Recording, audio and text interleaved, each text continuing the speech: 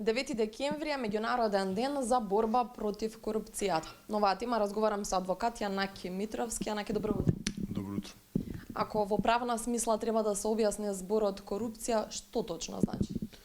Корупција во поширока смисла на зборот значи било како противзаконито постапување, злоупотреба на службена положба, која што има за цел да прибави противправни средства за оној кој што врши корупцијата. Тоа е била нека поширока дефиниција за корупција. Во потесна смисла на зборот може да има повеќе дејанија кои што се карактеризираат како коруптивни, од најкласичните како давање и примање подкуп, изнуда, непотизам, тргување со влијание, исто така е дел од спектарот на коруптивни дејанија и така натаму. Ако ние сме сведоци на корупција, мито и останати влијанија кои што вие ги споменавте, како граѓани имаме ли права да пријавиме кај адвокат и потоа правно да се бориме за оние права кои не следуваат, доколку некој ни наметне да направиме таков начин? Кривично дела не се пријавуваат кај адвокат, воглавно се пријавуваат во полиција, во МВР или во директно кај јавен обвинител. Најчесто одделот за економски, најчесто, но не и секогаш и одделот за економски криминал при МВР, а надлежен, меѓутоа секако е надлежно основното, местното основно јавно обвинителство. Дали вие како адвокат сте забележале корупција во вашата професија? Дали директно или индиректно? Сум човек кој што е доста вокален и мислам дека било кој службеник, судија, обвинител, како год би имал страв да бара од мене било што во таа насока. Така да сите мои искуства, условно речено, се сведуваат на рекла казала, на што сме го слушале по кулуарите, на кои што не можете да се, на кои што не можам да ги темелам своите одлуки, меѓутоа воглавно никош сум се решил многу да никош не би се компромитирал на таков начин и таков тип на делување би бил наврелив за мене. Постојат ли форми на корупција? И какви форми постојат? Па како што напоменав, постојат повеќе форми на корупција, меѓутоа корупцијата во Македонија конкретно, и ако ме прашувате баш за македонското правосудство, треба да се подели на две поголеми групи. Првата е кеш корупција, класична корупција, услуга или пари за да добиете она што го барате, полесно да поминете на суд, да завршите некоја работа и така натаму.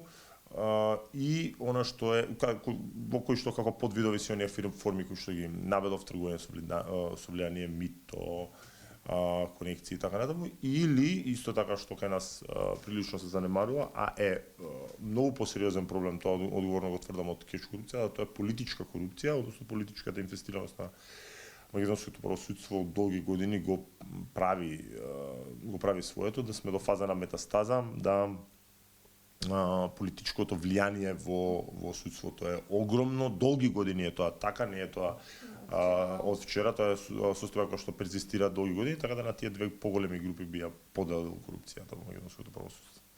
Кои законски механизми тогаш постојат за да ја спречиме оваа корупција, меѓу кои оваа политичка?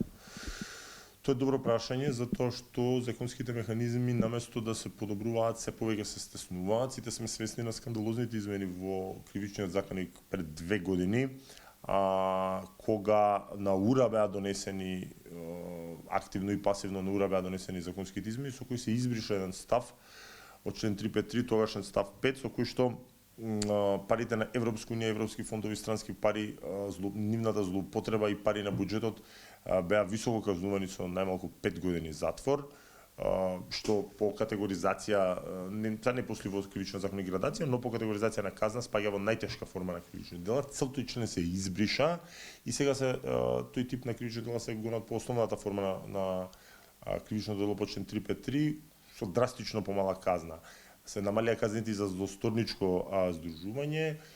Тогаш образложението беше комично дека постапките многу долго траеле и дека се ова ќе ги застареноста била пократка и ова ќе ги мотивирало демек правосудни органи побрзо да работат, што е нонсенс, затоа што вие имате состојба да политичарите 5 години минимум затвор не ги плаши крадат со 3 раце, ама сега кога ќе се намалеле казниве, демек судиите ќе работеле побрзо и тоа е еден нонсенс кој што го промовираа за жал македонски политичари, дел професори по право, и така натаму, и имаме ние една многу непријатна ситуација да поранешната председателка која што под силом, под притисок на јавноста си даде оставки, него ни тоа не го планираше, во овој момент е во овој момент е под кривичен прогон за дела кои што не се директно коруптивни, но би рекол дека се поврзани.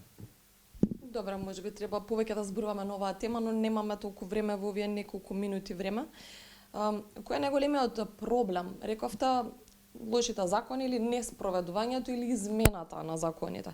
Но сметате ли дека и стравот кај граѓаните е присутен? Да се пријави корупцијата? Недовербата на граѓаните во институциите секако дека го чини своето, затоа што факт е дека постои политичка заштита на оние кои што се политички мокни или се на позиција, затоа што ако направите убаво да се направи една анализа колку долго траат ваков тип на предмети кај така обични смртници, а колку траат кај и со каков епилог се кај оние што се политички мокни, финансиски мокни, кои што се политички заштитени и така натаму. Значи имате состојба кај овие вториве да тоа трае да се разлекува со години, да редовно им се усвојуваат жалбите, така да ако вие земете ги само на пример 10 на 15 предмети кои што се водеа за поранешни или сегашни политичари, дел од нив се уште траат иако со 8 години во судница, дел од нив застареа со јасна тенденција да застарат, дел од нив се со помал дел се со ослободителна пресуда и ако го гледате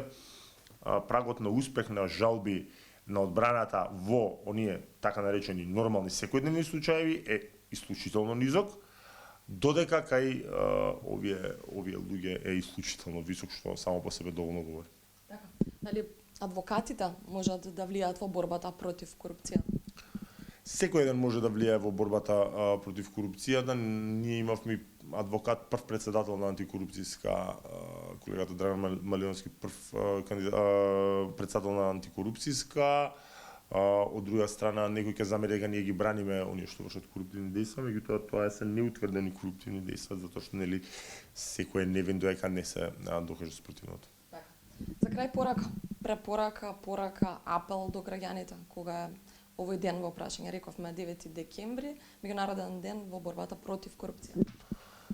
Па јас би сакал да кажам селете се од тука, но не би бил до тој степен дефетист, затоа што сепак сум се одлучил да останам тука, имам деца кои што ги растам тука, меѓутоа треба да се разбере дека сите тргнуваме од себе, значи било кој такво дејание во кој што се однесува на нас лично води кон поширока ерозија. Благодарам за одвоеното време и за разговор.